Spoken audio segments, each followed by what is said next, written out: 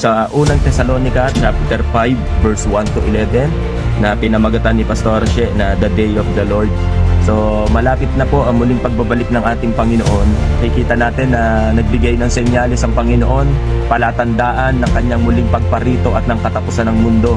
Sinasabing ang pagbabalik ng Panginoon ay malapit na noon, edi mas lalong malapit na ngayon. Naalala ko yung sports, yung marathon, kapag sila ay tumatakbo, hindi pa nila ibinibigay at ibinubuhos yung kanilang lakas sa pagtakbo. Sa huling round ng kanilang pagtakbo at malapit na sila sa finish line, doon nila mas ibinubuhos na yung kanilang lakas sa pagtakbo. Tarong basketball, pag ikaw ay nasa fourth quarter na, meron tayong tinatawag na last 2 minutes na kung saan ibubuhos na ng mga manlalaro yung kanilang buong lakas para manalo sa laban na yun. Alam niyo mga kapatid, sa panahon natin ngayon, wala na sa last 2 minutes, malapit na talagang dumating ang Panginoon.